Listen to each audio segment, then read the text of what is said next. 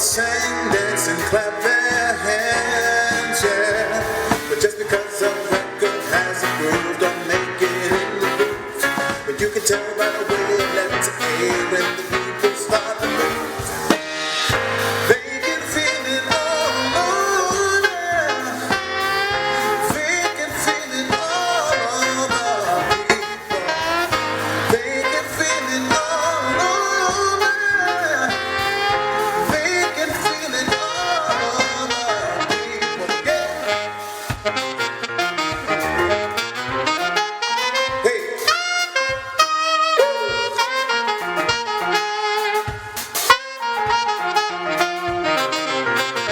That sound all right.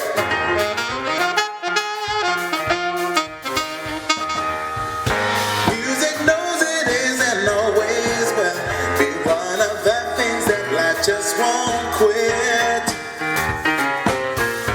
Here are some of music's pioneers. The time will not allow us to forget now. There's basic Miller, Satchmo, and the King of Austin Duke. And with a voice like Alice ringing out, there's no way the band can lose. Hey, you can feel it all over. You can feel it all over people. You can feel it all over. You can feel it all over people.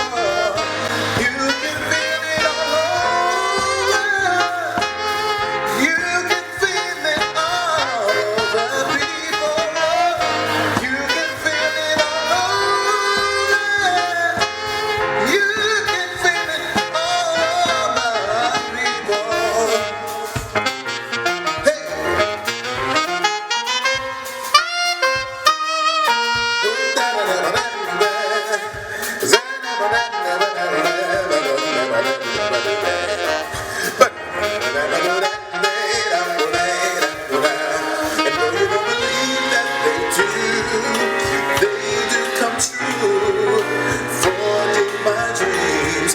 When I looked at you, and maybe too you would believe, you too might be overjoyed, oh the love over you.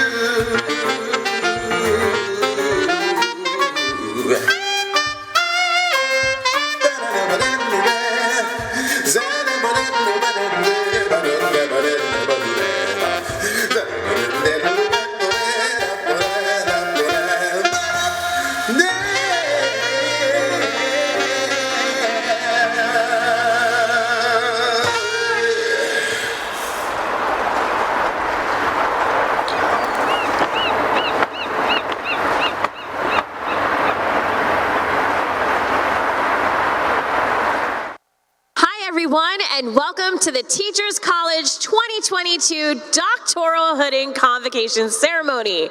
I'm Denise Bonetta, Director of Graduate Student Life and Development, and I'm thrilled to be your pre-show host, along with Tom Rock, Vice Provost of Student Affairs.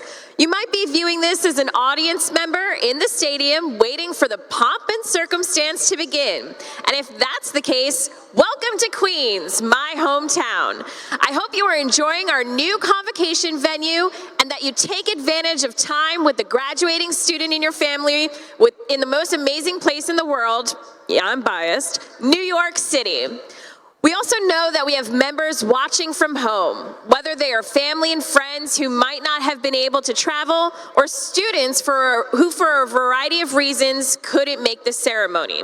As someone who had to miss their own master's graduation, I'm overjoyed that we can bring the ceremony to you. While we would have loved to celebrate with you here, we're committed to bringing the spirit and joy to the ceremony to your living rooms. As someone who put on her gown, blasted a Nicki Minaj song, and danced around her house, I hope you all are doing what makes most sense to acknowledge this monumental moment. If you want to share your experience on social media, please be sure to use the hashtag TCHappy.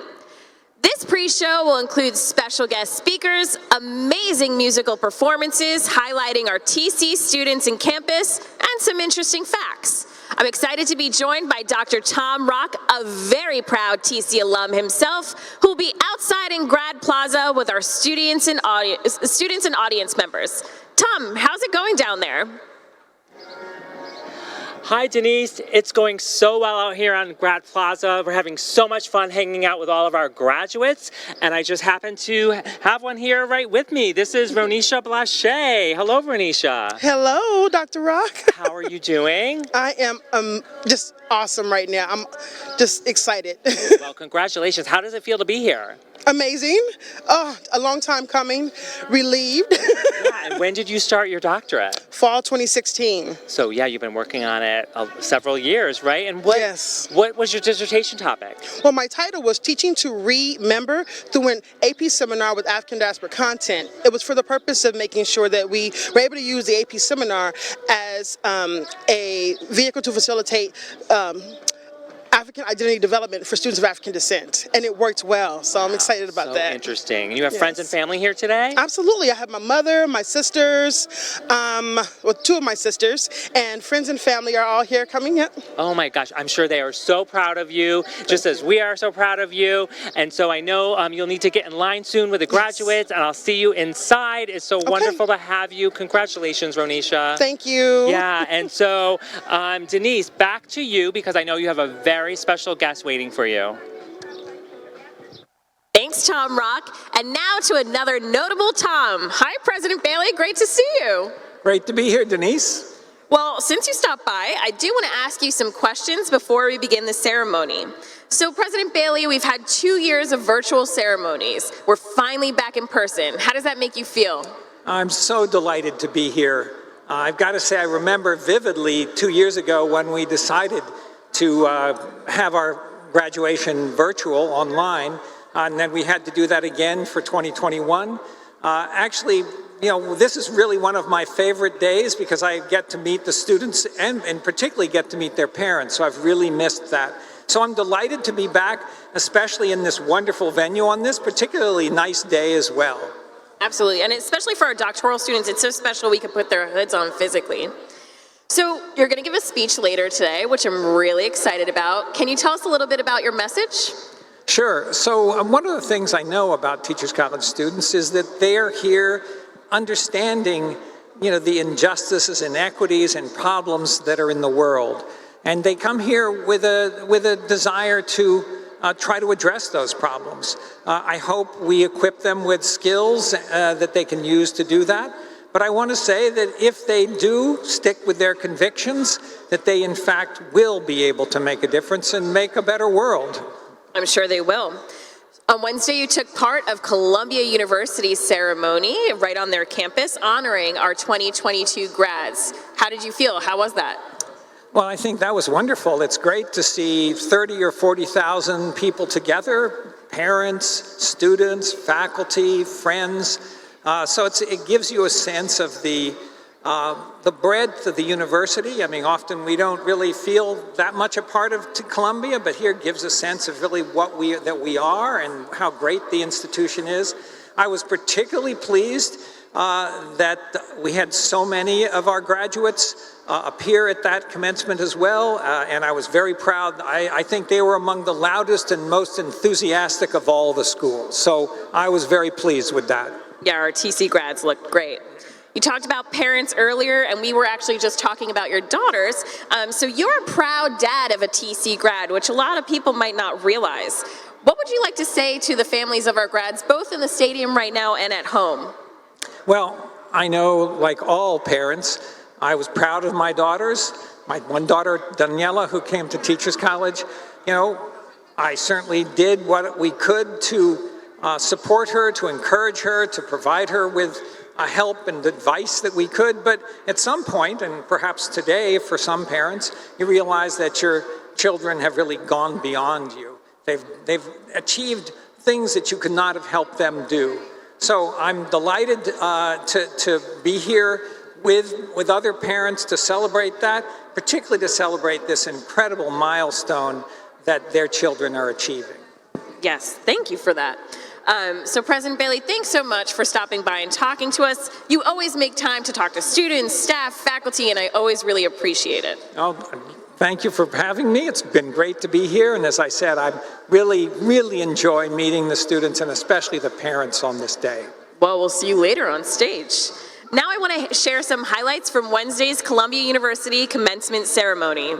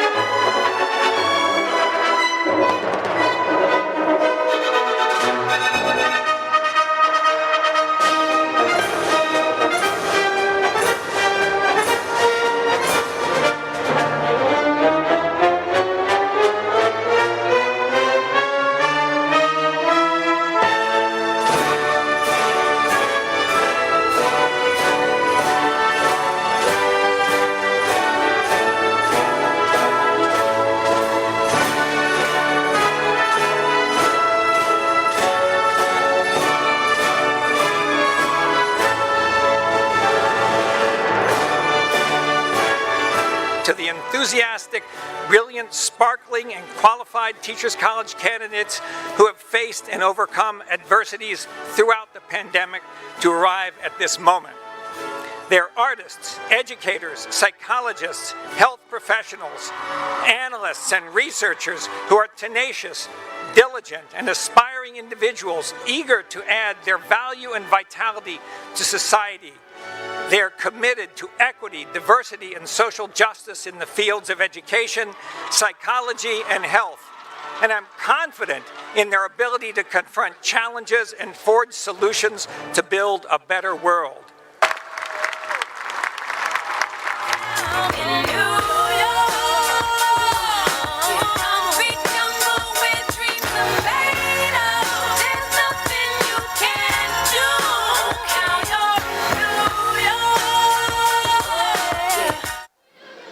Hi, and welcome back to Grad Plaza. Columbia's ceremony on Wednesday was fantastic. We had over 700 TC graduates at the Columbia ceremony. Another beautiful day, just like it is here today. So we're so fortunate to honor our wonderful class of 2022. And I'm joined on Grad Plaza by one of our esteemed faculty members, Professor Erica Walker. Hi, Professor Walker. Hi, Dr. Rock. It's so great to be here. It's so great to see you. Thanks for stopping by. Sure. When you think of TC grads, what comes to mind? Oh, wow. Well, they're so brilliant, they're determined, and they're persistent. Yeah. They've done so much wonderful work in a really difficult time, so I'm just proud of all of them. Yeah, absolutely. And any special message or shout out you want to give them today? Well, that we're so proud of them and we can't wait to see what they do next, and that it's just an exciting time to be embarking on their new careers or returning to things they've been doing, and we know they'll make the world so much better for everyone, so we're very, very happy for them. Oh my gosh, and how about you, Professor Walker? Did you, any of your doctoral students here today? Yes, Anisha Clark and Diane Baptiste, so congratulations to both of them and to really everyone who's graduating today. Yeah, I'm sure you are so proud of them. We're so proud of them. We're so proud of all of our doctoral grads today. So thank you so much for stopping by. It's always a pleasure, and I know that you need to get into the faculty processional line, so I'll see you inside. Thanks for having me. Thanks, Professor Walker. See you later.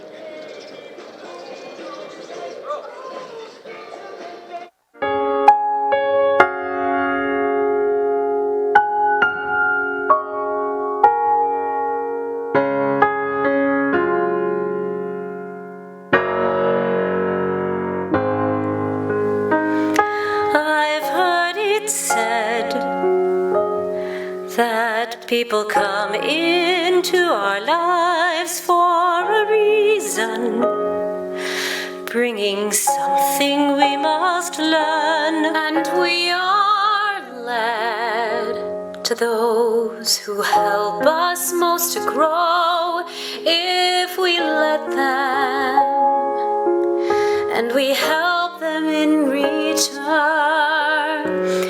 Well, I don't know if I believe that's true, but I know I'm who I am today because I knew all of you.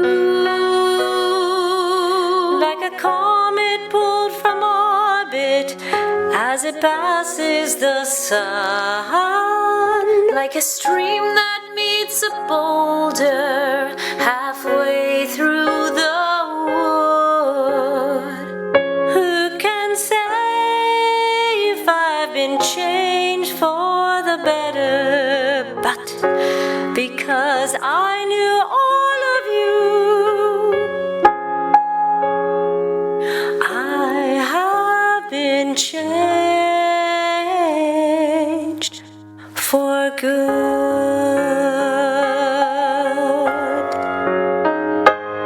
It well may be that we will never meet again in this lifetime. So let me say before we all part, so much of me is made of what I learned from you. You're all with me, like a handprint on my heart. Now, whatever way our stories end, I know you have rewritten mine by being my friend. Like a ship blown from its mooring by a wind off the sea, like a sea drop by a sky bird in a distant wood. Who can say if I've been changed for the better? But because we knew you, because we knew you, we have been changed for good. And just to clear the air, I ask forgiveness for the things I've put my teachers through. But then I guess we know there's blame to share, and none of it seems to matter anymore. Like a ship blown from its mooring by a wind off the sea, like a sea drop by a bird in the wood. Who can say if we've been changed for the better? I do believe I have been changed for the better. And because I knew you, because I knew you, because I knew you, I have been changed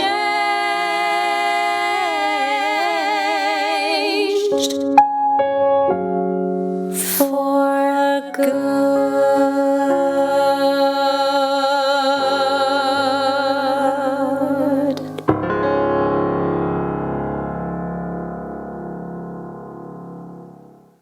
That was a beautiful recording of For Good from the Broadway show Wicked, performed by Arts and Humanities faculty member Jeannie Goffey-Finn and current doctoral student Irene Silvestri from the 2021 virtual convocation ceremony.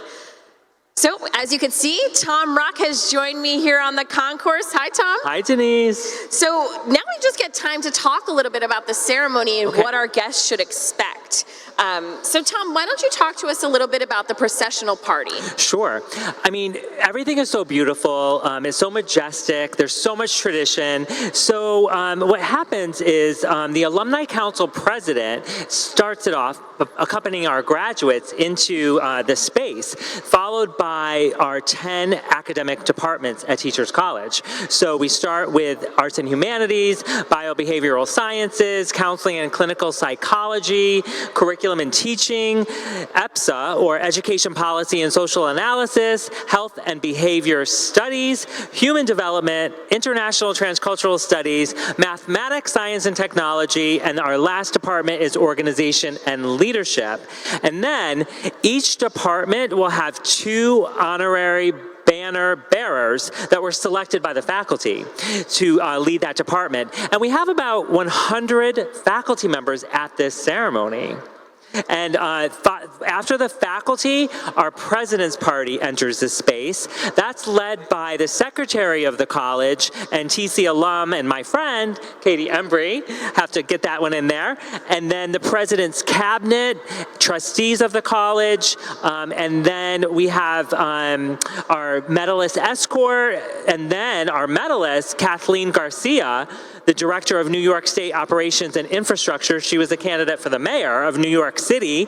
And the last on the stage is President Bailey in all of his regalia. And again, it's just a beautiful, beautiful processional. Thanks for that rundown, Tom. So you mentioned Katie Embry, who's a friend of yours.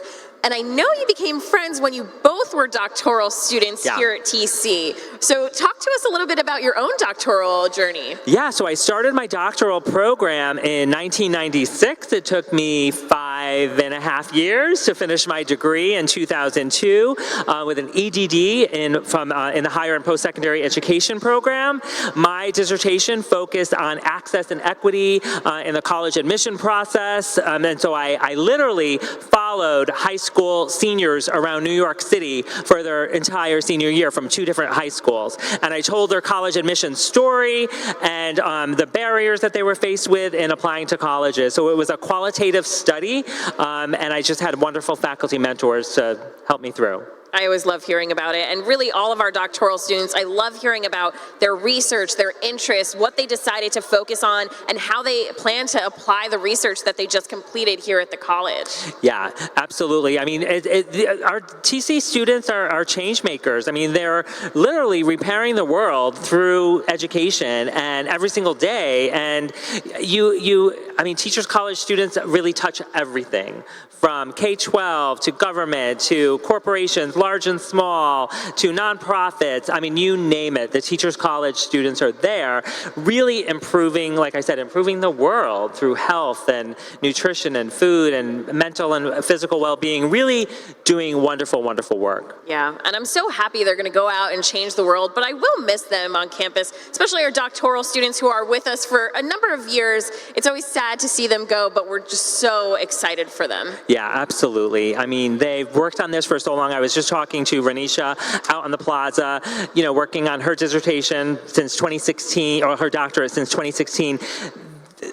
Those stories are typical of students that have just been working on this process in this degree for multiple years. So Renisha is not unusual at all. That's what it takes, and that perseverance and ambition and drive and perseverance to really just stick to it, get it done, and stay on focus. Yeah, and I want to talk a little bit about the ceremony again, but on that note of perseverance, the grads that are getting hooded today had to navigate research and changes with the pandemic. I mean, the amount of doctoral students who had to completely change their research, how they conducted their research because of the pandemic.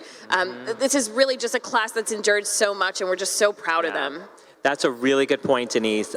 They talk about, I know everyone's probably tired of hearing the word pivot.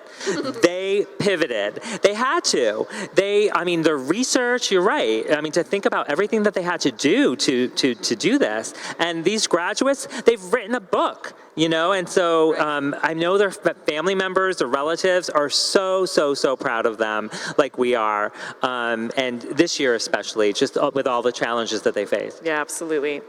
So I want to talk a little bit about the program. So again, our viewers at home and in the audience understand what's going to happen. So our ceremony will start out with a welcome by the Chair of Board of Trustees, Bill Ruckert.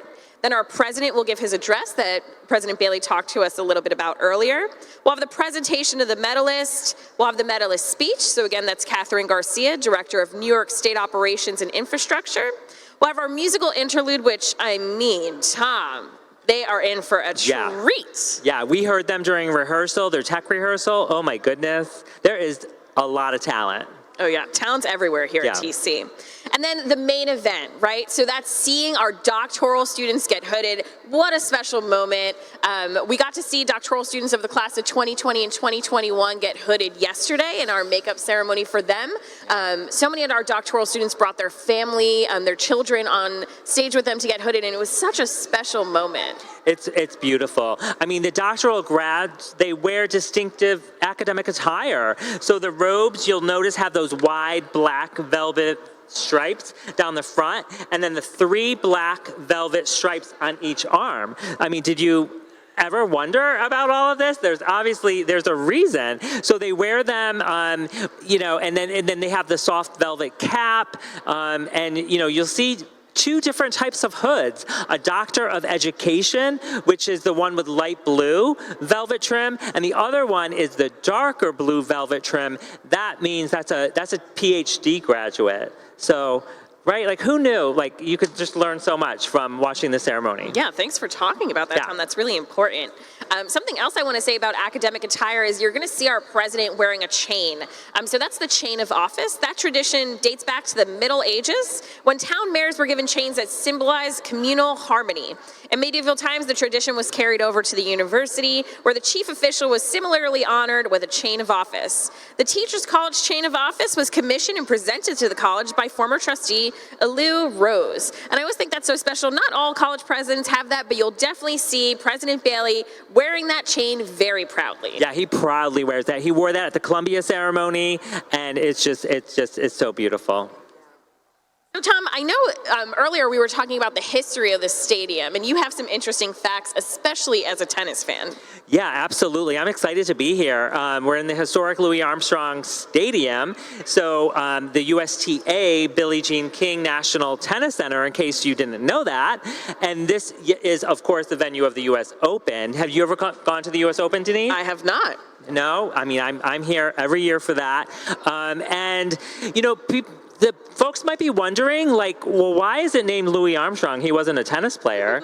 He was a famous jazz musician, but fun fact, he made his permanent home not too far from this stadium, Corona, Queens. Right, you're from Queens. Oh, absolutely. And so I think when they were building this facility, there was no one better. They wanted to name it after a local icon and hero. So that's why it's named Louis Armstrong Stadium. Yeah, it's so exciting to be in this arena, especially on such a beautiful day. Yeah.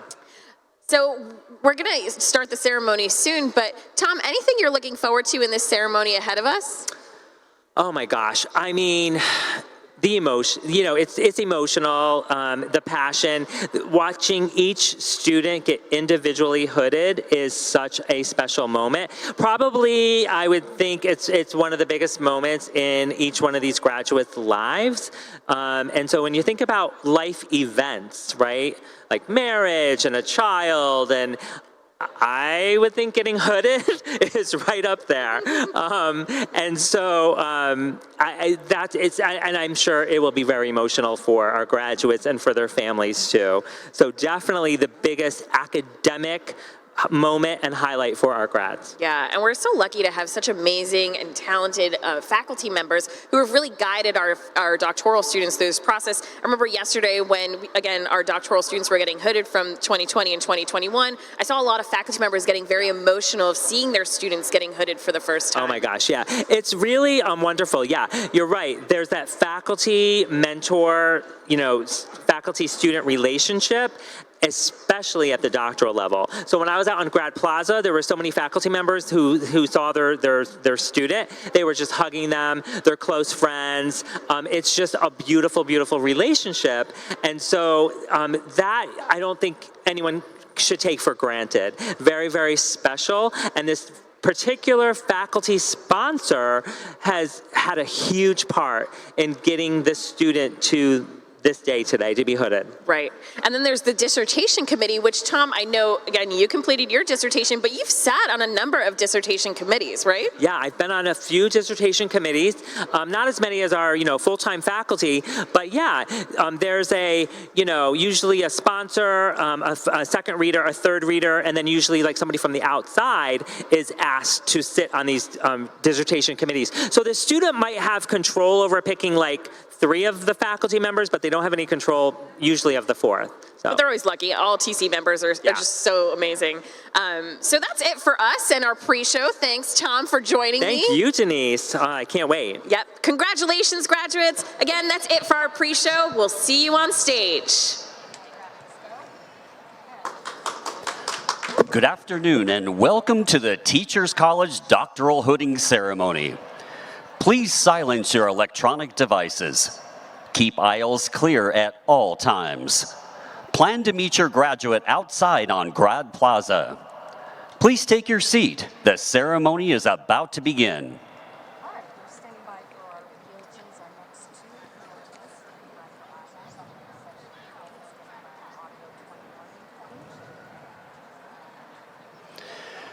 Families and friends, please welcome the Teachers College 2022 doctoral graduates.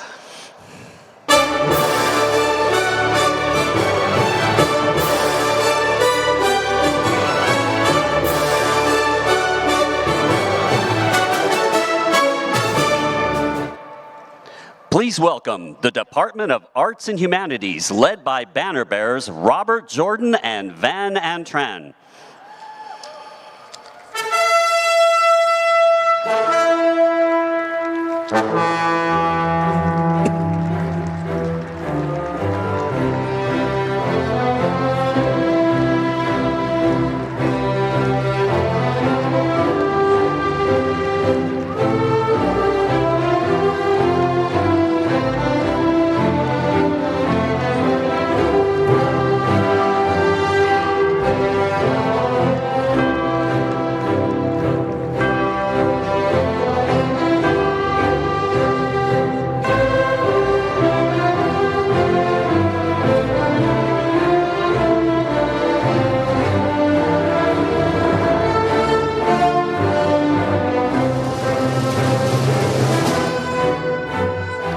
Please welcome the Department of Biobehavioral Sciences, led by banner bearers Rathika Desai and Kate Neelan.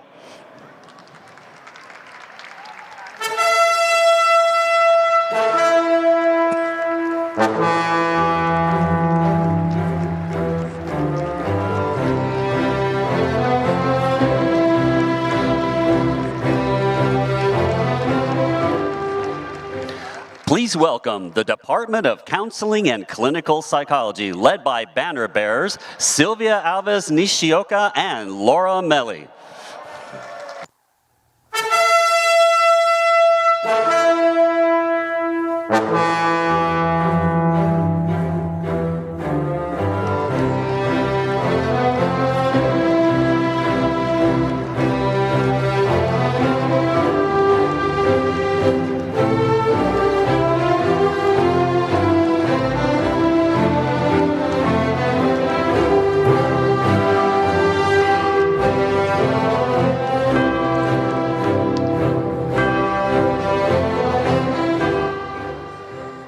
Please welcome the Department of Curriculum and Teaching, led by banner bearers Sarah Girth Vandenberg and Lakeisha Raynell Howell.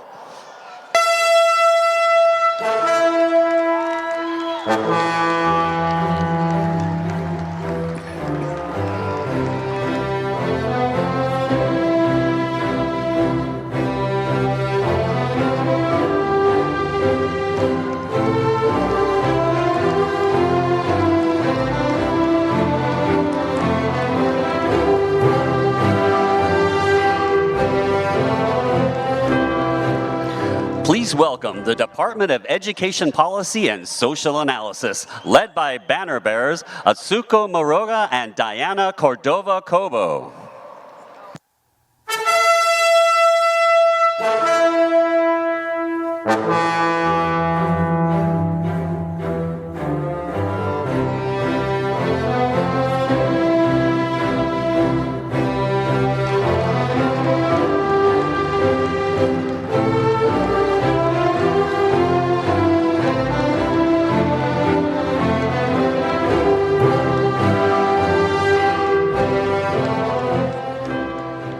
Please welcome the Department of Health and Behavior Studies, led by banner bearers Ji Young Kim and Amarel Hamo.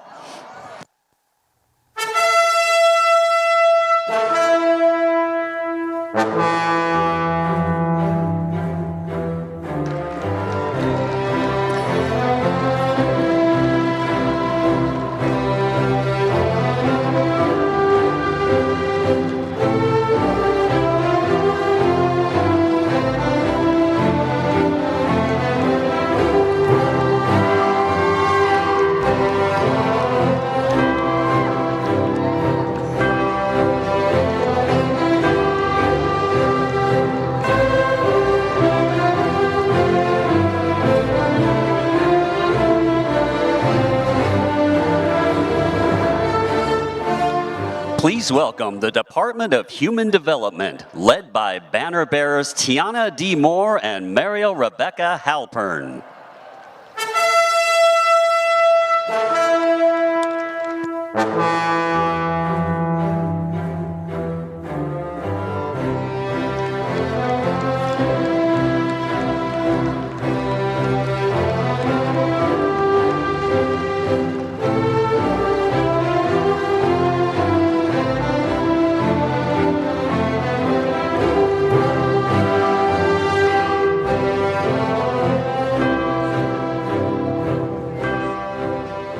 Please welcome the Department of International and Transcultural Studies, led by banner bearers Irina Iwasaki and Brittany Kenyon.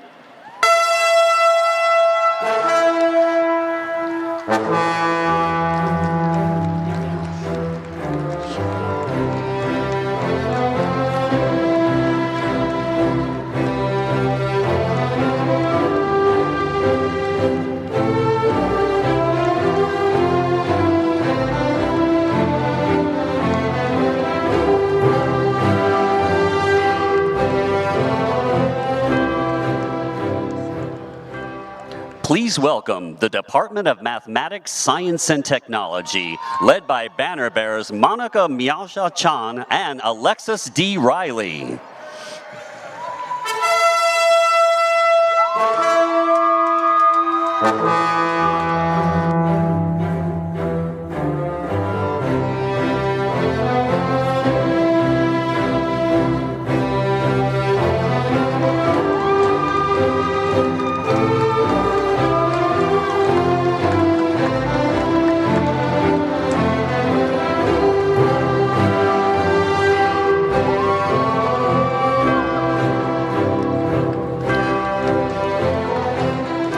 Please welcome the Department of Organization and Leadership, led by banner bearers Chase McNamee and Amy Lace.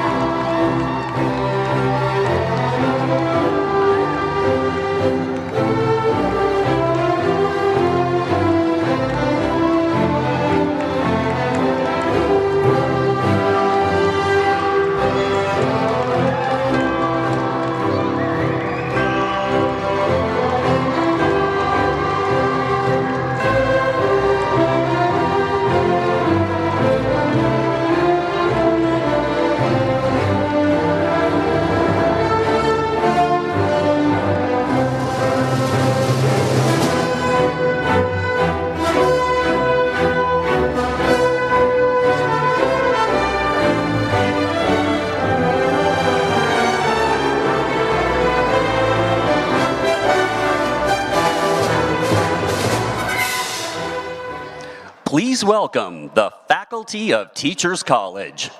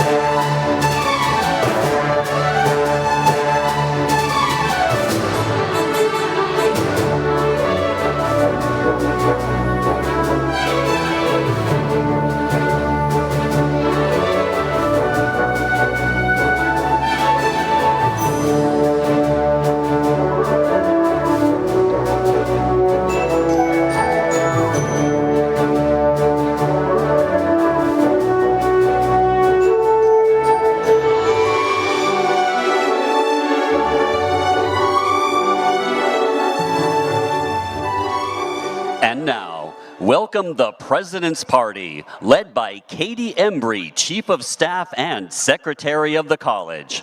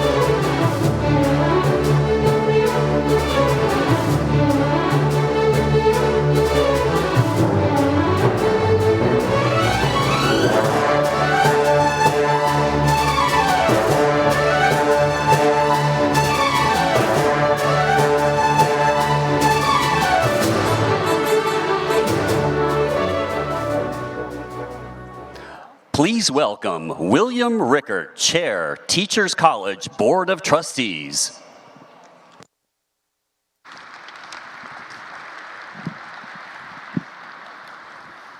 Thank you, and good afternoon. Welcome to all of our guests, both here and those who are watching virtually.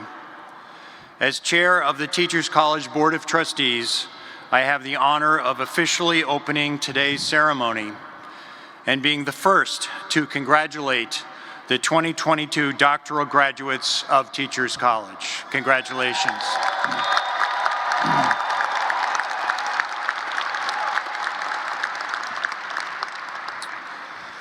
I can't tell you how happy I am, and we all are, to be able to celebrate with you in person this year. But I know that even on this joyous day, there is sadness. Many of us gathered here have experienced personal loss due to COVID-19. And so we hold two feelings in our hearts: sorrow for all that is lost, and joy for being together in community on this wonderful day. Graduates, as we celebrate your accomplishments, we know it has not been easy, and each of you had a journey marked with unexpected challenges, hardship, and that is what makes today all the sweeter. I'd like everybody in the stadium here to give the graduates a big round of applause for all that they have accomplished.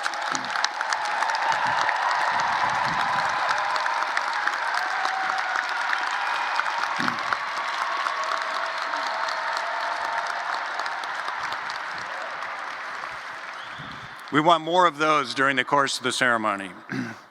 This is a momentous day, not only because it signifies the culmination of a tremendous amount of academic effort, hours upon hours of work on papers, research, exams, presentations, clinical field work, but also because they signal your commitment and your readiness to step into the world and make a difference as innovators and leaders. You will be on the front lines asking the most vital questions, forging the urgently needed solutions, and disseminating new knowledge. Ultimately, your research will be shaping conditions on the ground and influencing legislation that will promote greater access and equity in education, psychology, and health. Together, you embody what Teachers College has recognized since our founding 130 years ago. For individuals to flourish and reach their full potential, we must consider and address their well-being comprehensively both in and out of school and from birth to old age. This foundational insight, this drive to address the whole human development, is why Teachers College offers graduate programs not just in education, but also in psychology, health, and leadership. It is why TC scholars have always been at the forefront of identifying and meeting emerging societal needs, establishing the nation's first programs in educational psychology, nutrition education, international education, special education, and so many other areas. And it is why so many TC graduates have gone on to be leaders in their fields, and so shall you. I am so proud and grateful to be here to celebrate this new class of graduates who I know will continue to build on and contribute to this great legacy. It now gives me great pleasure to introduce the President of Teachers College, Thomas Bailey.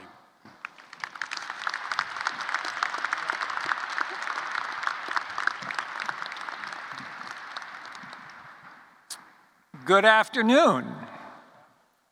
Let's try to do that a little bit better. I know it's a big space. Good afternoon. All right.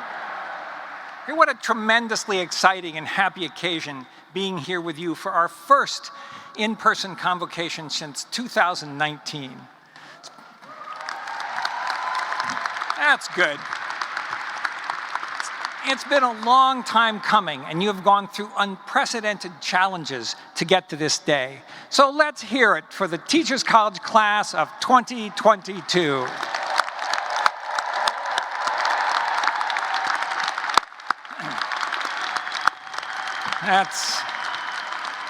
You're getting better and better. So graduates, let's also hear it for everyone who has helped you on your academic journey. Our faculty, who have done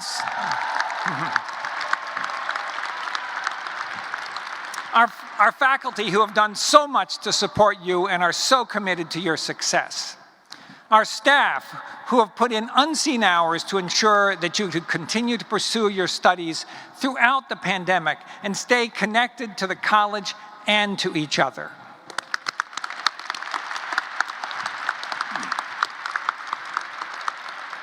And most importantly, your families, spouses, partners, and friends whose love, generosity, and patience, I will venture to say, have been the indispensable ingredient for getting you to this day.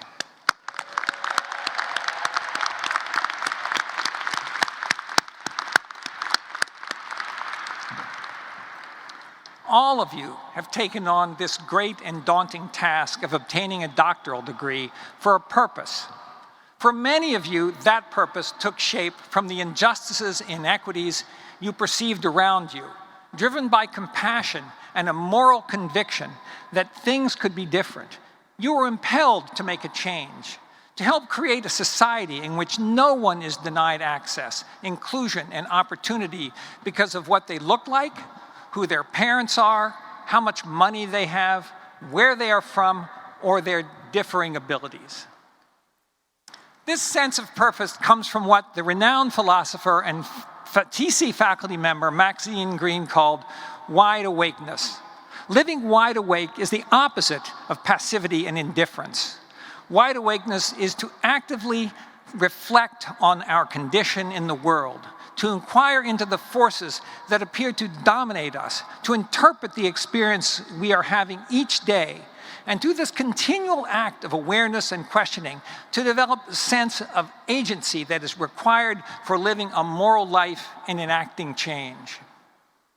Every bit of progress towards justice that we have made has been because of individuals who lived wide-awake lives.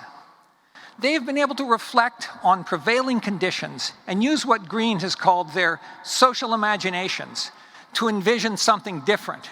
And then they have pursued that vision with an indomitable sense of purpose. I think back to the Reconstruction era, when in the face of almost every challenge, the African American community relentlessly pursued an education. They pooled meager resources to hire teachers, found or build spaces for schools, and faced down violent opposition. Despite the many powerful forces arrayed against them, By 1900, they were able to virtually eradicate illiteracy among black Southerners under the age of 40. I think also of Americans like Dr. Susan LaFlèche Picault, a member of the Omaha tribe born in 1833, who witnessed a fellow tribe member suffer and die because the white doctor refused to come. She was inspired to become the first Native American woman to earn a medical degree, served as a doctor and advocate for her people, and opened the region's first modern hospital. Or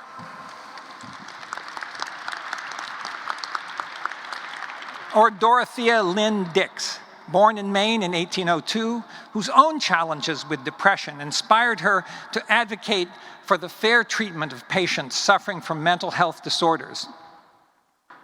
She led the establishment of 32 modern mental health hospitals and helped shift public perception to a more compassionate understanding of mental illness. Teachers College is infused with the spirit and legacy of such wide-awake lives. Sadie Delaney, for example, was born in North Carolina to a father who was a former slave. She escaped the Jim Crow South to earn education degrees from Teachers College and insisted on doing her student teaching at public schools, despite efforts to relegate her to a segregated non-school setting. Undaunted by profound racism and discrimination, her driving sense of purpose led her to become the first black woman permitted to teach domestic science in a New York City high school in 1926, bursting open closed doors so that others could walk through them.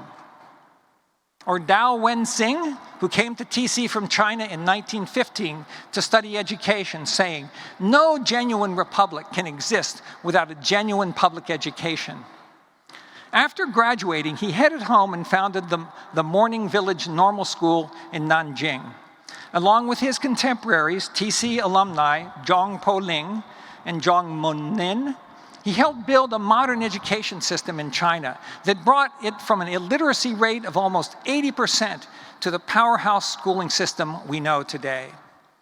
And there's Elizabeth Farrell, a TC faculty member whose social imagination was sparked in the early 20th century when she worked as a teacher with boys who were then labeled incorrigible and mentally defective. She sowed a revolution in how we teach students with disabilities.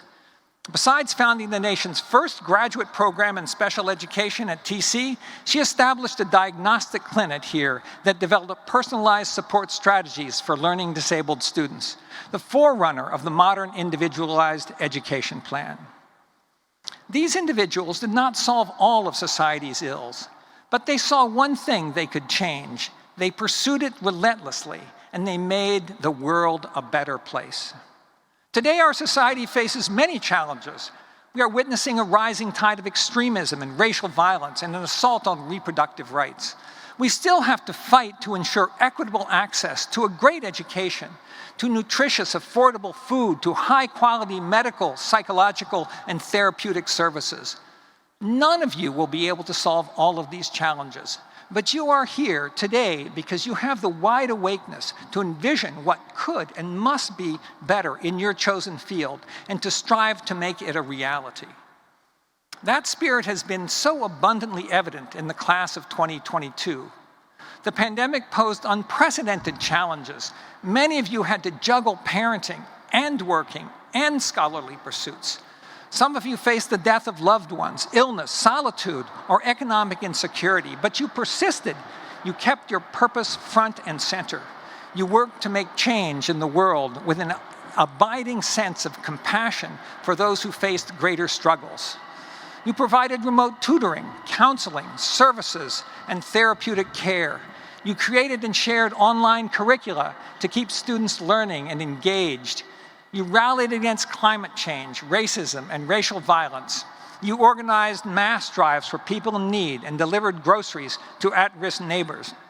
You increased access to school meals and food pantries. You worked to make higher education accessible to all communities and to bring diversity, equity, and inclusion into schools, corporations, nonprofits, and our TC curriculum and community. And then when you returned to our buildings, you worked together with energy and enthusiasm to build a vibrant campus culture. You held more than 100 events and outings to forge community and build knowledge, organized and participated in roundtables and conferences, and met provost to share insights and advocate for peers. Now you will go out into the world as educators, psychologists, researchers, analysts, leaders. You will bring your knowledge, compassion, and wide awakeness. Your work will shape current and future generations and empower them to flourish in mind, body, and civic spirit. There's much to do, and there will be times when you're frustrated in your efforts. But if you hold tight to that sense of purpose that brought you where you are today, you will enact change and you will have an impact. I can't wait to see all that you accomplish. So let's hear it again for our amazing class of 2022.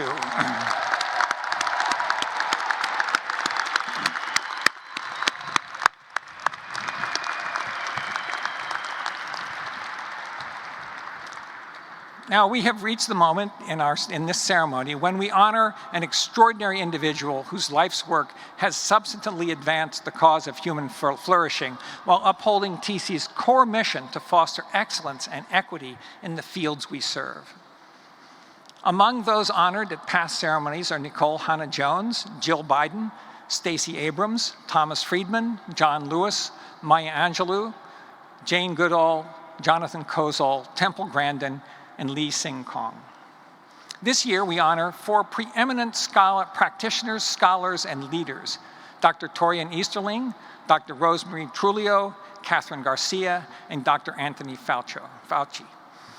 I'm delighted to welcome Professors Alex Abele to the stage, joined by Provost Stephanie Rowley, to introduce Catherine Garcia.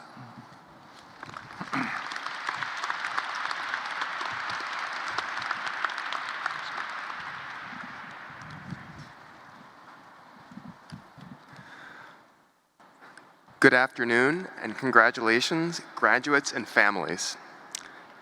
It is my pleasure to invite our medalist, Catherine Garcia, to join me at the podium.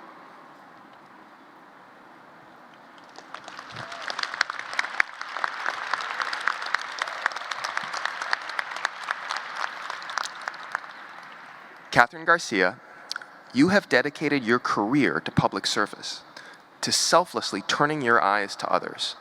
But now, in this moment, we turn our eyes to you.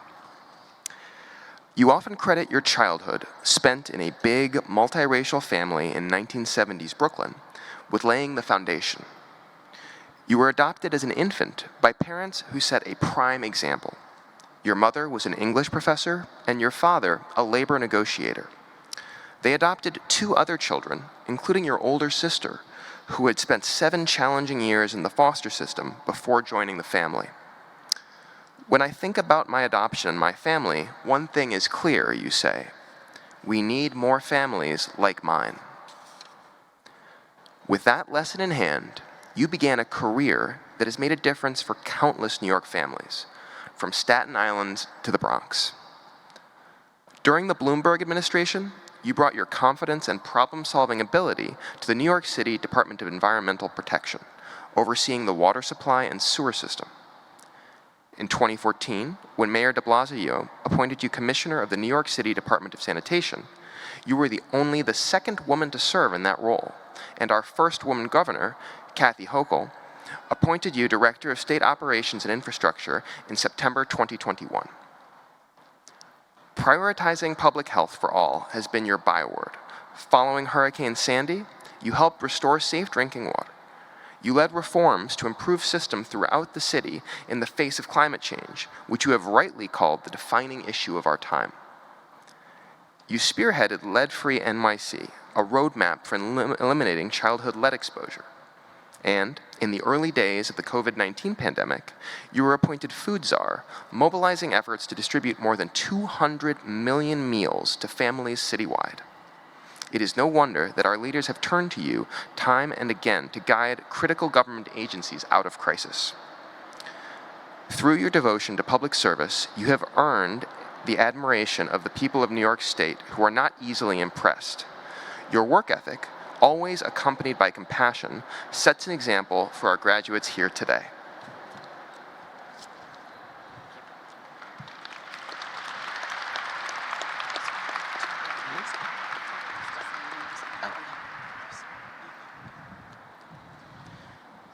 What an amazing career and impact. Catherine Garcia. We shine a light on you today in recognition of your tremendous and ongoing contributions to our community, our city, and to our state of New York. It is with gratitude and pride that we present you with the Teachers College Medal for Distinguished Service.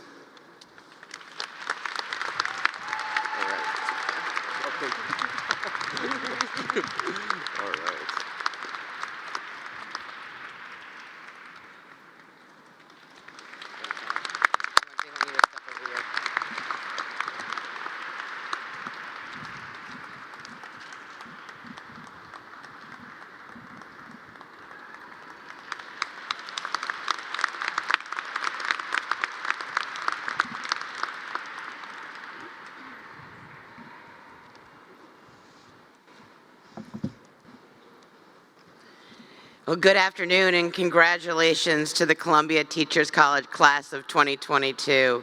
And I want to thank the professor for the introduction and President Tom Bailey and the trustees of Teachers College for inviting me to speak to you.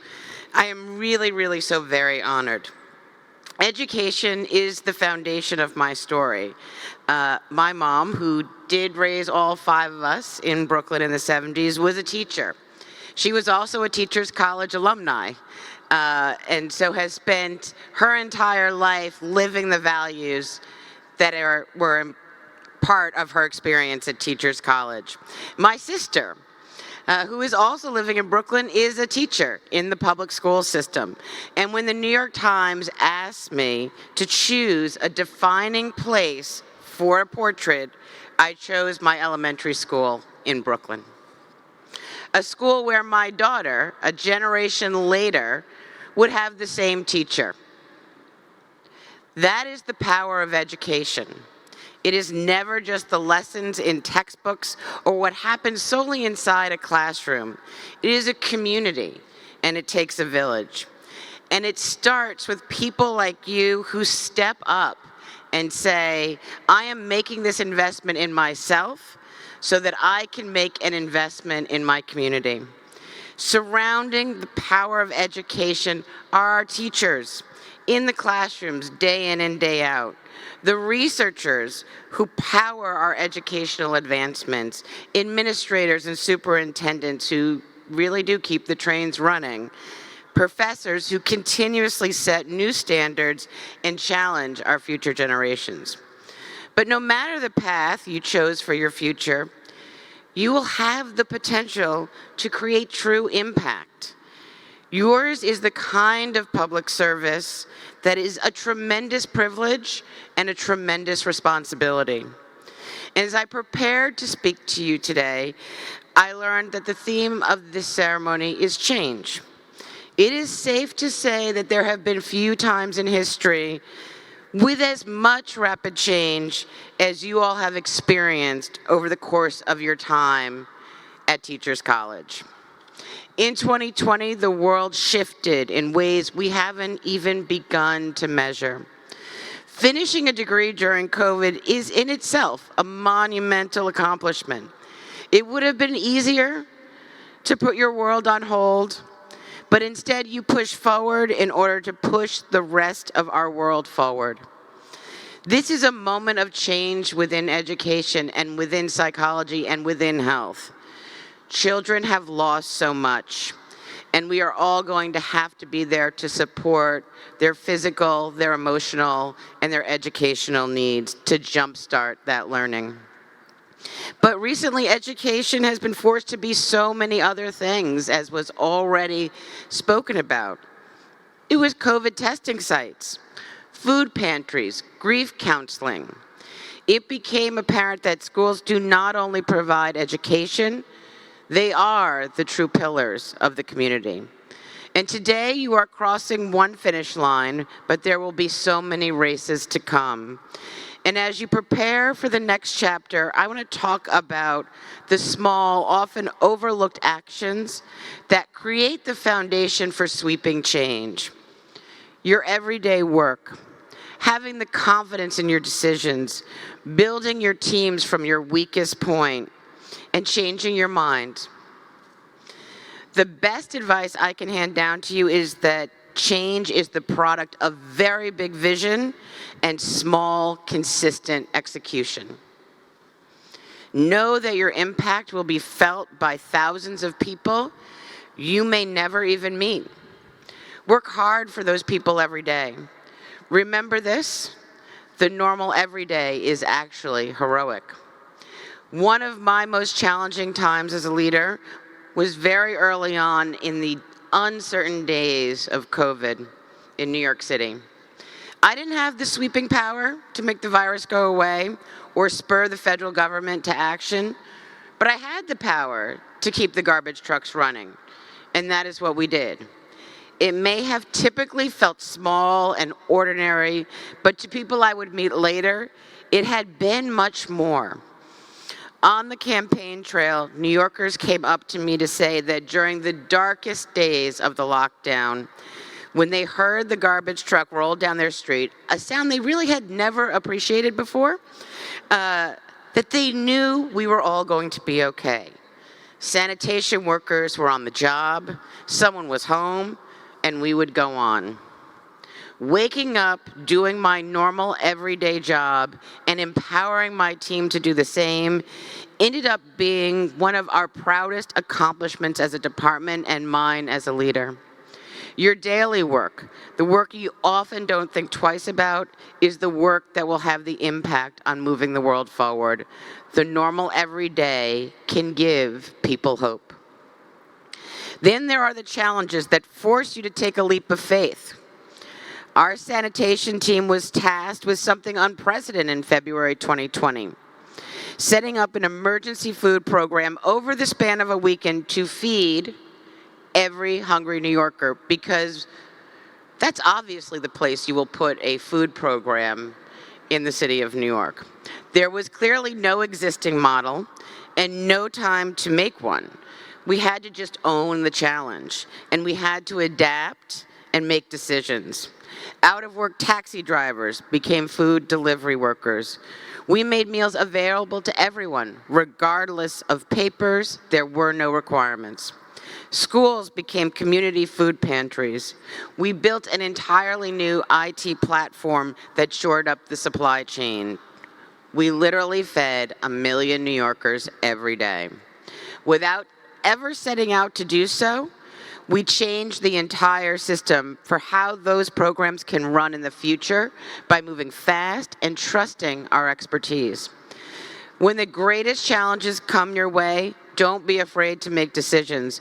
For even when you are not 100% sure that it will end successfully, it is okay to make mistakes. You will make mistakes. We made a lot of mistakes. We fixed a lot of mistakes. Progress stops when we become afraid of making decisions. After leaving here today, you will be the leaders, and how you build your team matters. Whoop. And be able to adjust quickly to win situations.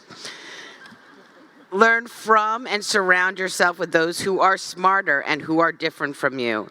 Diversity of viewpoint and experience are your secret weapons as a leader. Because believe it or not, you are not always going to be the one with the answer or the one who should be directly doing the task. And I'm just going to share a personal story.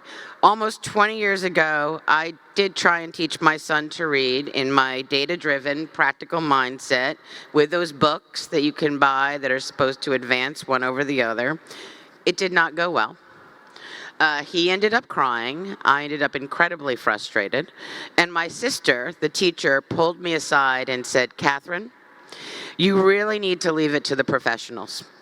He's in robotics now. He loves to read. He ended up just fine. So I thank his teachers and glad that I was able to put my trust in their hands. In your career, Don't be drowned out by the sound of your own ideas or the ideas of the loudest person in the room.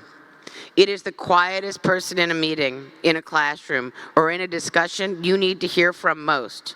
It is your job to make sure you do. And here's the most important thing that I have learned about change. It will happen. It is that simple. You will change, your ideas will change, your goals will change, your methods will change, and as our world changes, education and psychology and everything that you have worked on will be forced to change. All of it is an opportunity. If anyone suggests that they know how to tackle what the repercussions of COVID have been, they're making it up. So change your mind as often as you need to. Don't be afraid to backtrack and reconsider. Don't be afraid of mistakes. You can fix them. Because the more you get stuck in a mindset, the more you will limit your own potentials. The answers are not always in the data, the pie chart, or even the research and curricula you yourself have created. Sometimes the answers are in our own lived experience and informed by the feelings and experiences of the people that we serve. Listen to the data, but always seek the answers on the other side of it, and let it change your mind. I promise you, everyone will get over it. There is so much happening in our country and our world that feels overwhelming, destructive, and harrowing. But young people make me feel incredibly optimistic. Generations coming up now are incredibly caring and committed to what they are working on. Even kids in elementary school are marching for climate change, equal rights, and more, trying to make the world a better place. And people who are investing in themselves to better communities, like everyone who is here today, no matter their age, I feel optimistic that the path forward is bright and in capable hands. Be creative. Be okay to try something and fail. Trust your teams. That is what leaders do. And I know that I am speaking to the next generation of leaders. New York is proud of you, and we can't wait to see all that you will do. Congratulations again, class of 2022.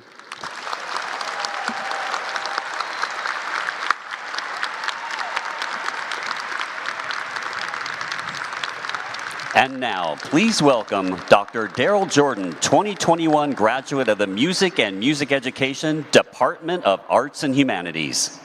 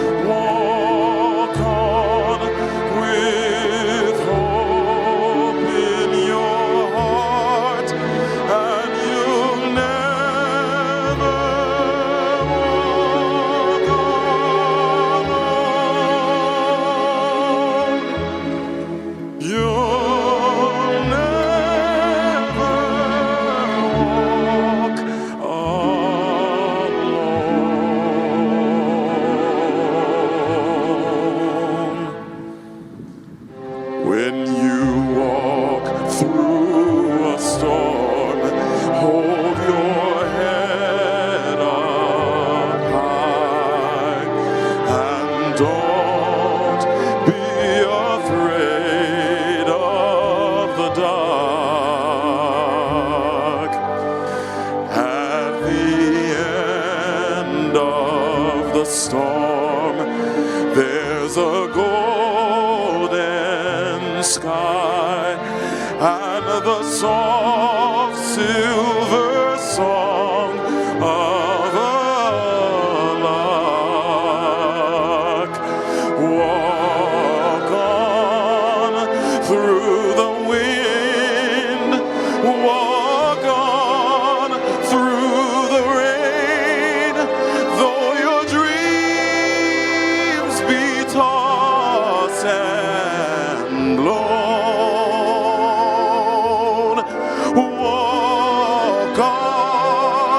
Walk on with hope in your heart, and you'll never walk alone. You'll never walk alone.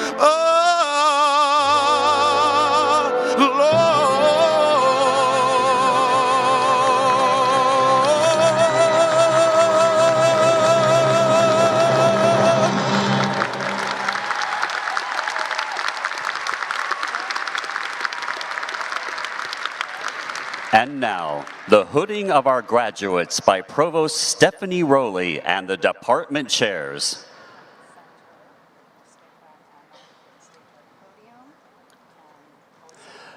Department Chair Kelly Parks for the Department of Arts and Humanities.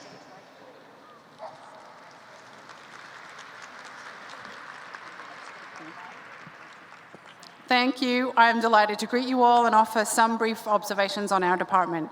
The Department of Arts and Humanities provides the foundation of the liberal arts across the fields of history, philosophy, language and literature, visual and performing arts, cultural and social studies. We provide a space for freedom of thought along with critical inquiry into the ways in which humans live in the world. Faculty and students engage in the department in powerful work which transforms, teaches, inspires and enriches lives with a strong commitment to social justice and racial equity. Thinking creatively and deeply, we reason and ask questions to find insight into the most every aspect of life. Above all, we support humanistic deep learning and cultivate open-mindedness, curiosity and innovative spirits. I'm so pleased to introduce our graduates to you today. Robert Jordan.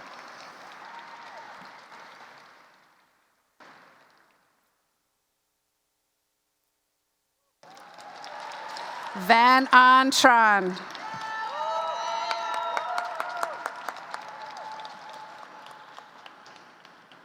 Maria Romero Amaya.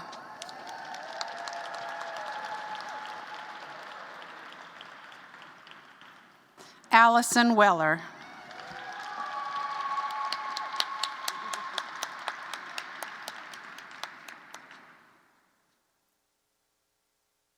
Alex Liu.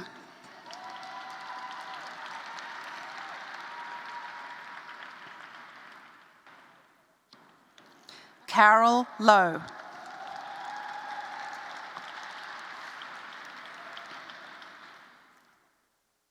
Alexa Offenhauer.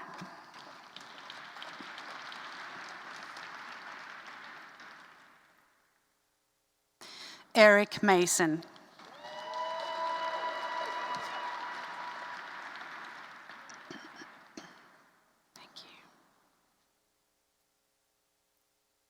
Adrienne Liu.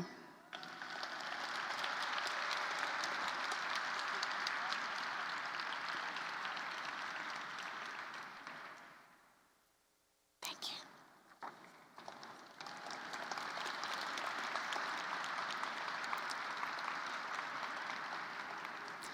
Jaime Sun.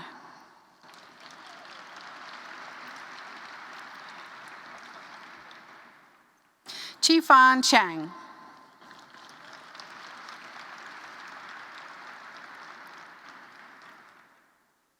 Sarah Hardman.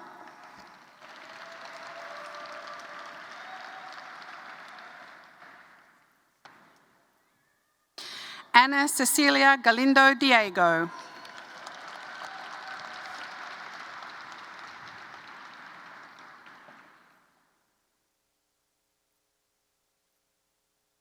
Ariella Robinson.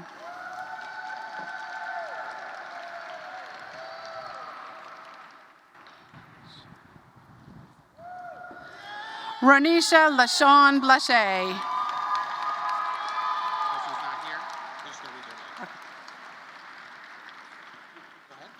Jessica Campbell. That concludes the Arts and Humanities. Thank you.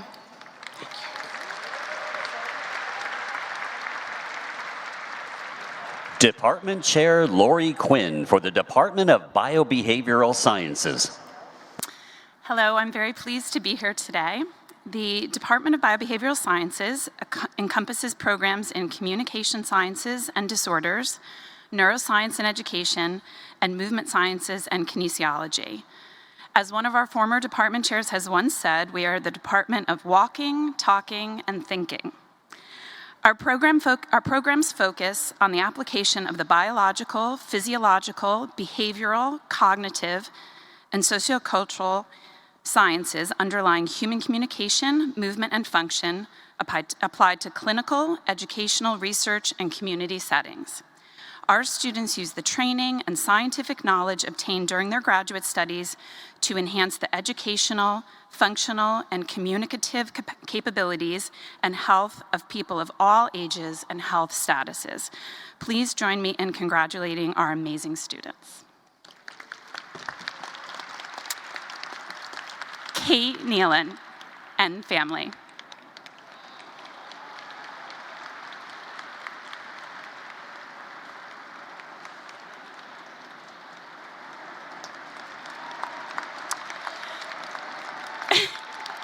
Radhika Desai.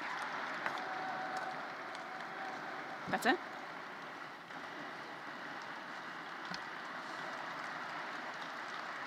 And that concludes the graduates from Biobehavioral Sciences.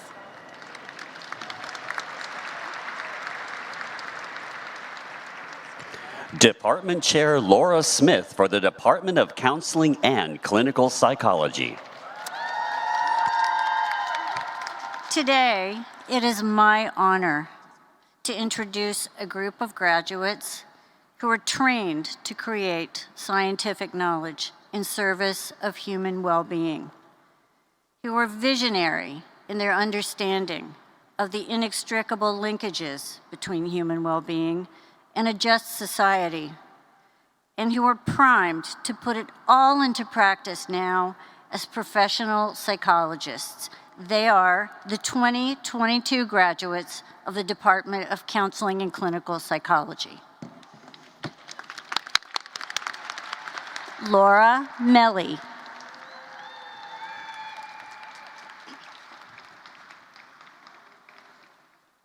Sylvia Alves Nishioka.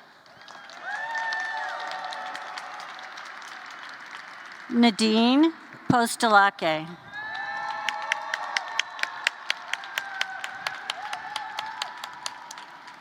Wei Motulski.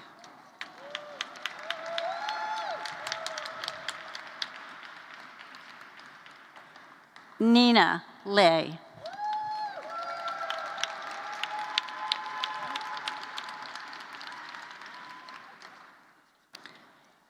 Layla Abdul Salam.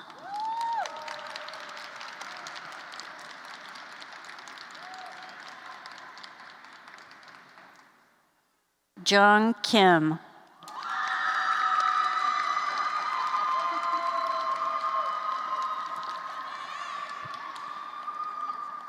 Angela Guak.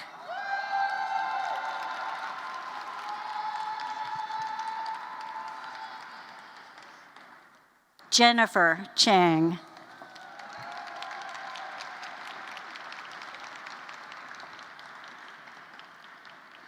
Liet Siegel Graber.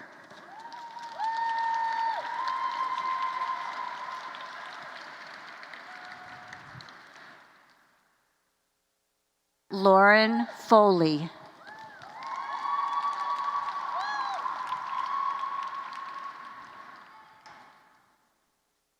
Sandy Huang.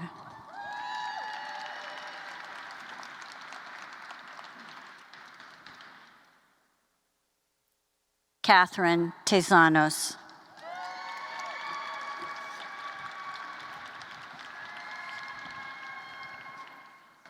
Cheryl Fu. Congratulations to all the graduates.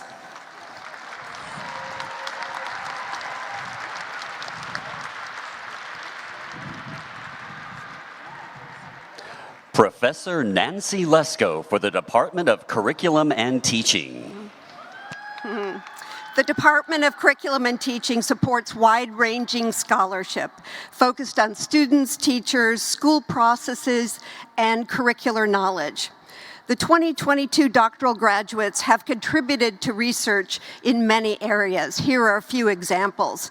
Middle school teachers and bodies of knowledge, transnational students' experiences with global citizenship education, Black gay men's schooling experiences, generating knowledge with public artworks during the COVID and racial justice pandemics, indigenous knowledges within teacher education in Chile, young Black girls mobilizing art, photography, and media to redefine girlhood in post-COVID, post-Ida New Orleans. We're very proud of the work in these areas and many others. Congratulations to our graduates. Lakeisha Howell.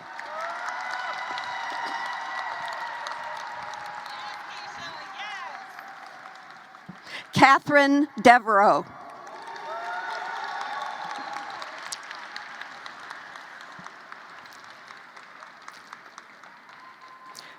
Maureen Nickel.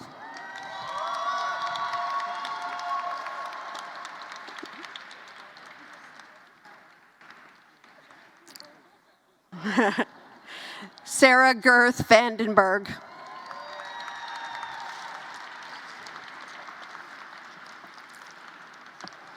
Andrea Lira and son.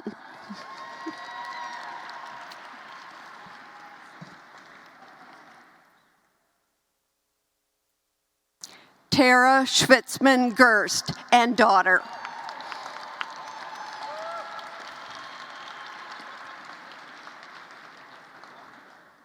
Chico Knight.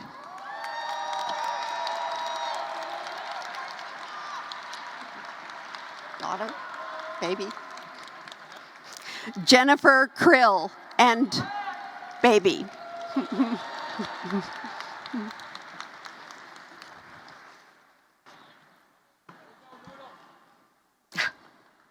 Nancy Bratt.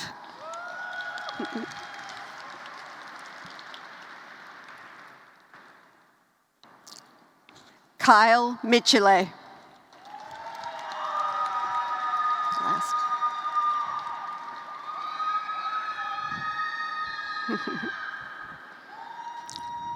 Lori Rabinowitz.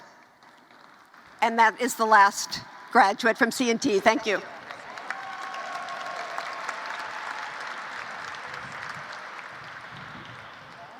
Department Chair Aaron Pallas for the Department of Education Policy and Social Analysis. Good afternoon. The Department of Education Policy and Social Analysis studies the actions that governments take that influence the education system and the individuals and organizations that are part of it. Our faculty and students draw on the disciplines of economics, political science, history, and sociology, and the tools of legal analysis to understand where policies come from, how they are implemented, and their effects, whether intended or unintended. We study early childhood education, K-12 schooling, and post-secondary education, both in the US and around the world. Here are this year's doctoral graduates from the Department of Education Policy and Social Analysis. Atsuko Muroga.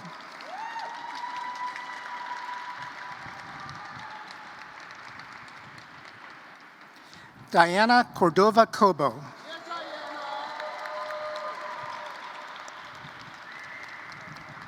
Tatiana Vilascu.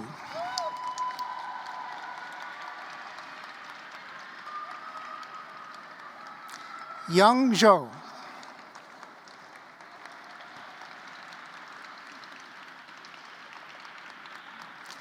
Kara Balimian.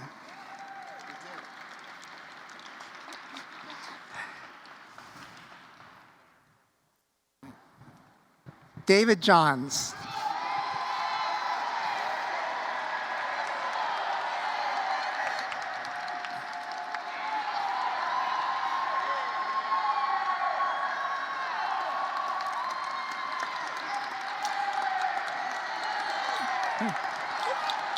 And since nothing can top that, that concludes the Education Policy and Social Analysis graduates. Department Chair Loudon Jerome for the Department of Health and Behavior Studies. Good afternoon. I'm thrilled to introduce the doctoral graduates of the Department of Health and Behavior Studies. The mission of the Department of Health and Behavior Studies is to improve health, learning, and social well-being in schools and other settings throughout the lifespan. Our department prepares practitioners and scholars by fostering interdisciplinary collaboration to address problems in society that no single disciplinary approach can achieve. Many of our doctoral graduates here today have already begun to make significant contributions to their respective fields with applied and practice-oriented research on the behavioral and social determinants of health and learning that will inform the design of interventions. We look forward to hearing all about their continued contributions for years to come. Please join me in welcoming our doctoral graduates. Francia Brito.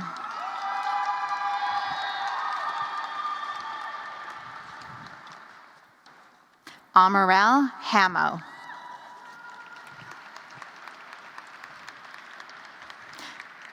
Jiyoung Kim.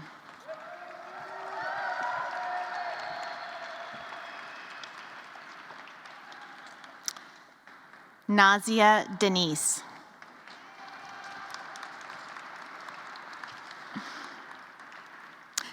Gabriela Pedrero Davila.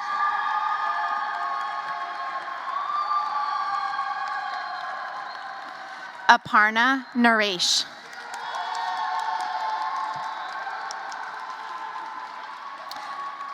Carly Hyman.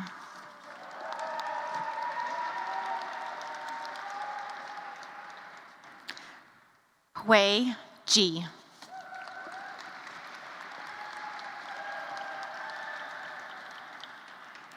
Kimberly Ann Bridges.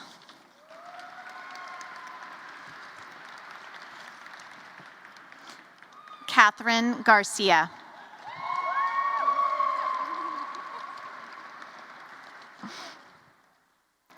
Joanna Wielczewski.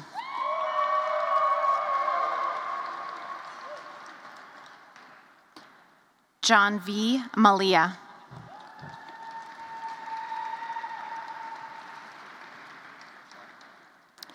Sandhya Narayanan.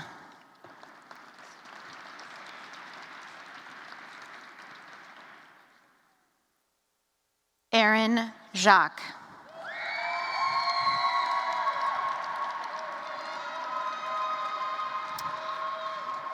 Kiera Robinson.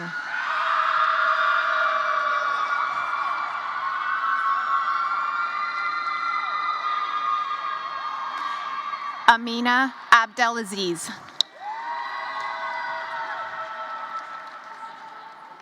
April Aviles.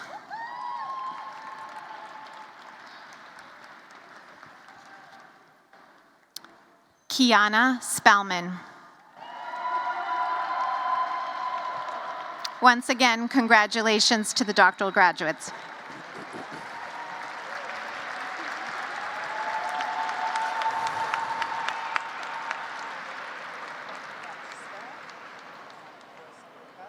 Department Chair Gary Natriello for the Department of Human Development.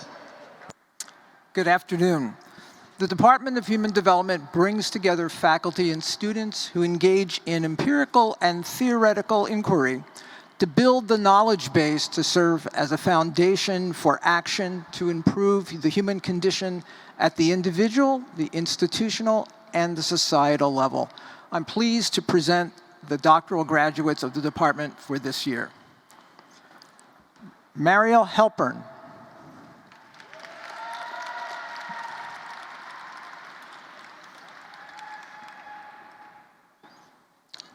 Tiana Moore.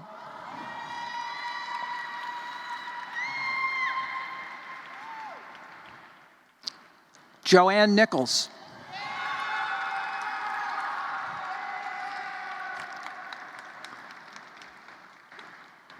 Lauren Young.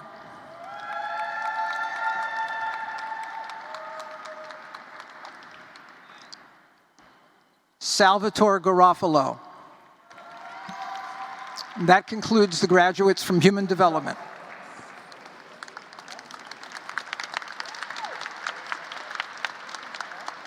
Department Chair Hervé Varenne for the Department of International and Transcultural Studies.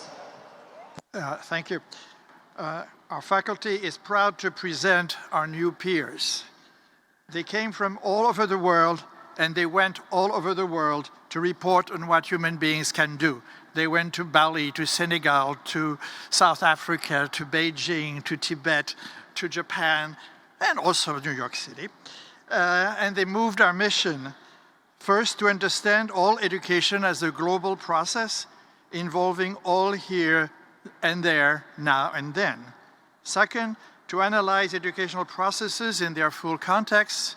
And third, to develop and evaluate policies, curricula, and pedagogies, particularly in the most difficult settings like refugee camps, indigenous villages, and other settings recovering from conflict and violence. And so I am proud to present John Nelson.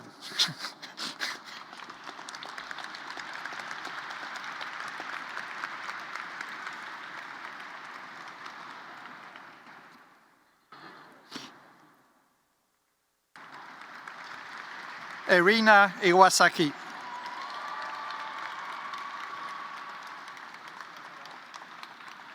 Brittany Kenyon.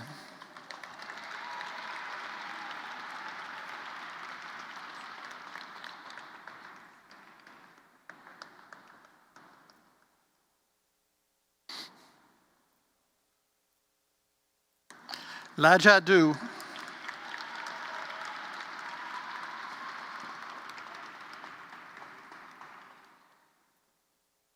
Manuel Cardoso.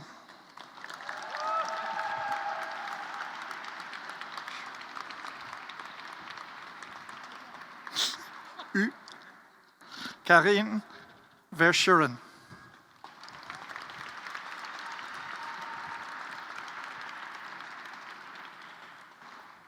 Sumita Ambasta.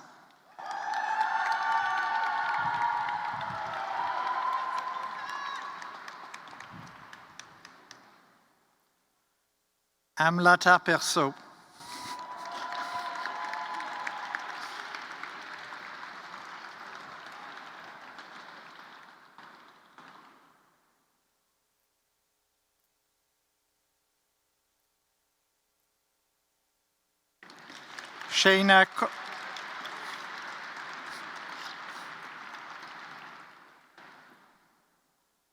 Shayna Colburn. Congratulations to all.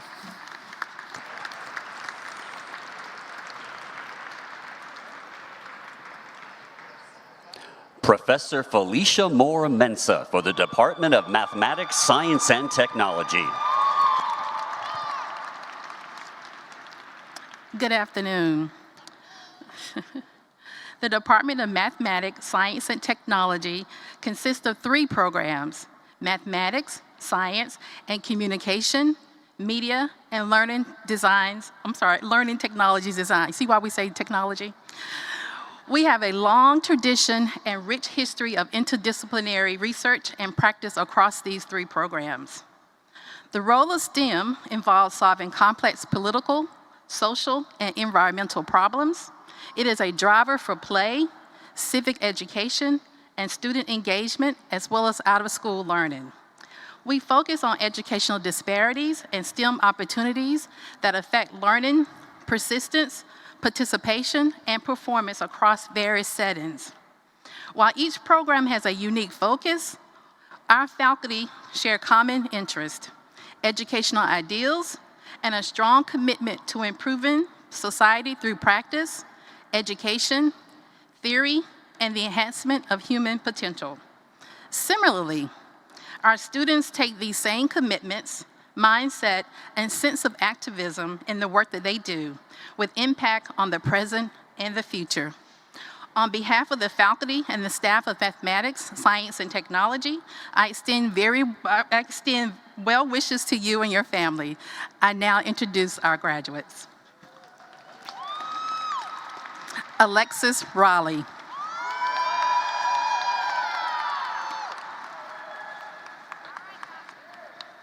Monica Chan.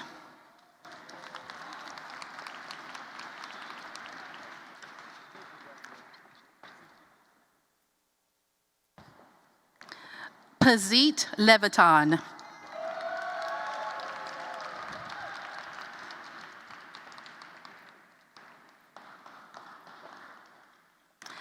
Kyle Oliver.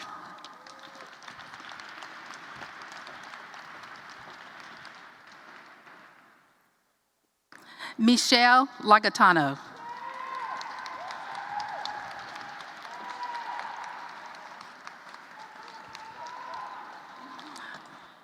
Anisha Clark.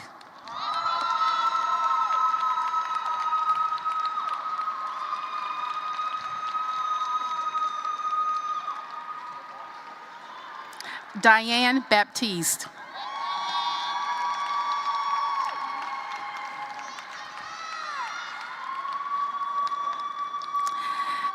Karen Cole Enefo.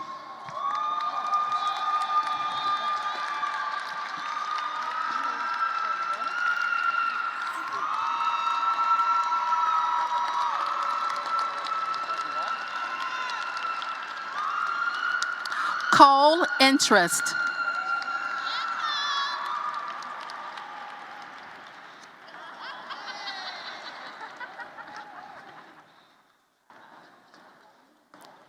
Allison Bookbinder.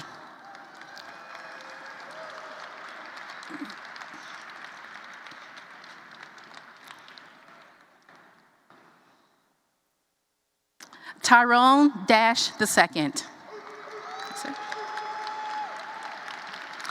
That concludes our graduates. As an open invitation, please come back home to visit us at MST. Thank you. Department Chair Mark Gooden for the Department of Organization and Leadership.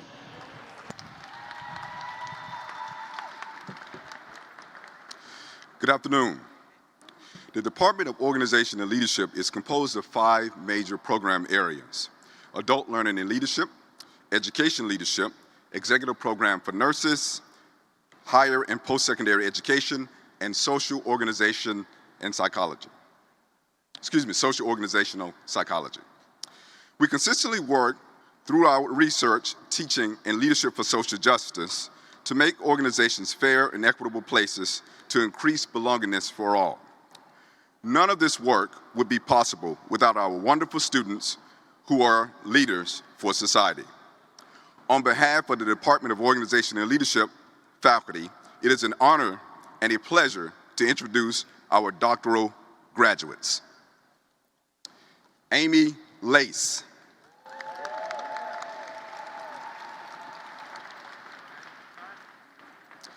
Chase McNamee.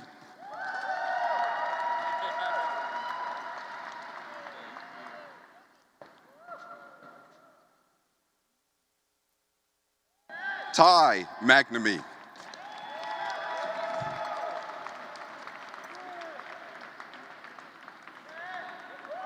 Alvaro Cabrera.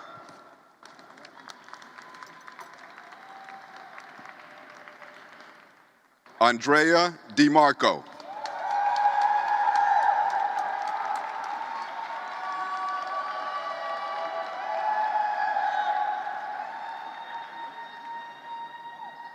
Lauren Siffin.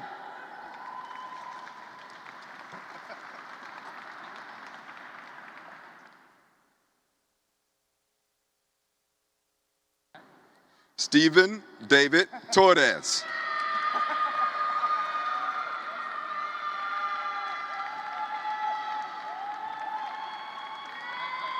Jonathan Howell.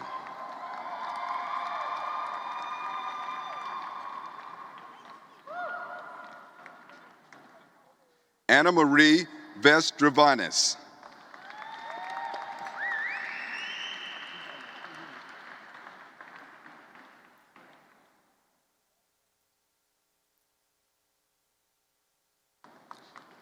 Bita Jahedi.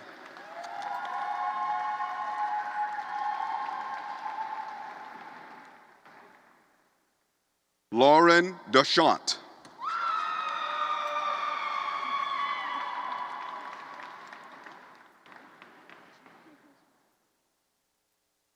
Tai Yi Janet Ho.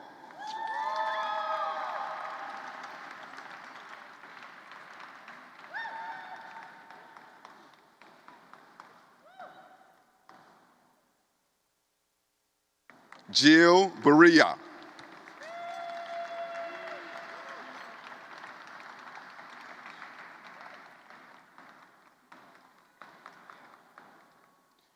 Indira Mota.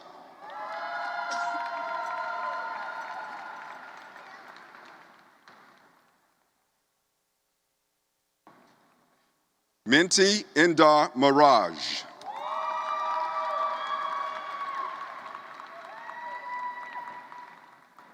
Maria Arias Rodriguez.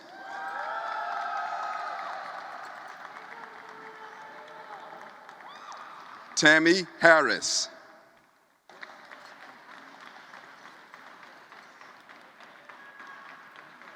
Michael Kushner.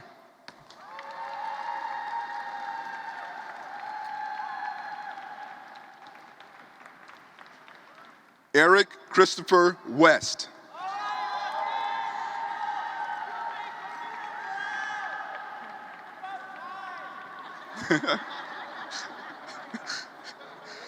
Cheryl Sleva.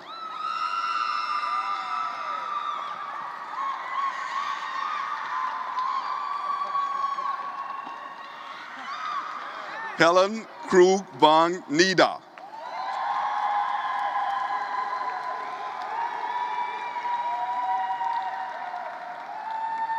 Jennifer Riano Goez.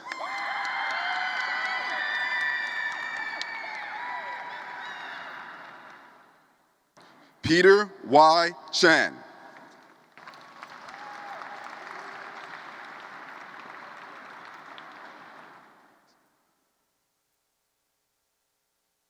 Salil Akhtar.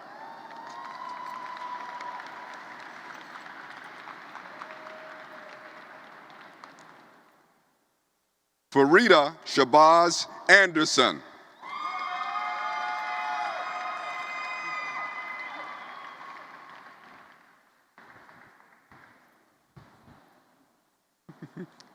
Roshan Alt Lee.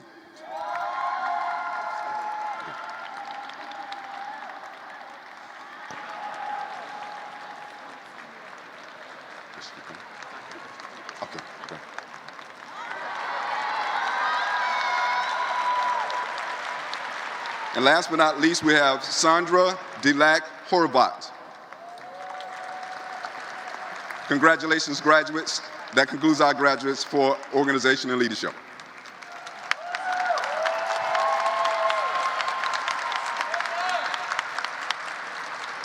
Please welcome Provost Stephanie Rowley for the presentation of the graduates.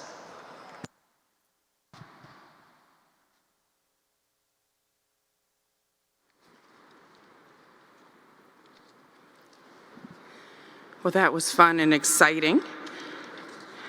And now, President Bailey, Mr. Rooker, trustees, faculty, staff, and guests, it is my pleasure as Provost of the college to present to you the doctoral graduates from Teachers College. Please hold your applause until all graduates have been recognized. Would Doctors of Education please stand to be recognized and remain standing? hold your applause, sorry. Would Doctors of Philosophy please stand to be recognized and remain standing?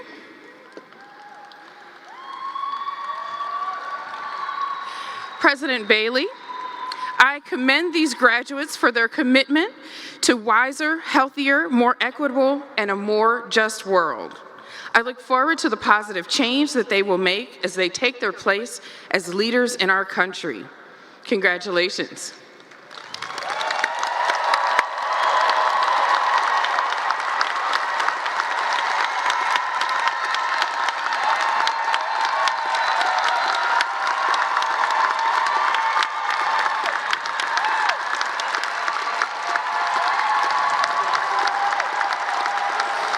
Assembled guests.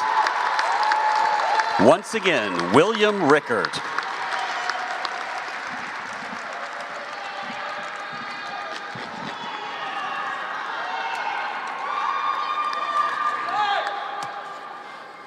All right, well done.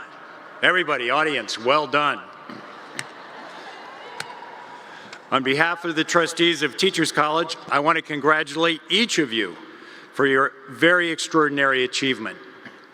We thank your families and friends for joining with the faculty and staff of Teachers College to recognize you, our doctoral graduates of the class of 2022. We know that your contributions to improving the lives of your fellow human beings will make us all proud. Thank you all very much, and congratulations again.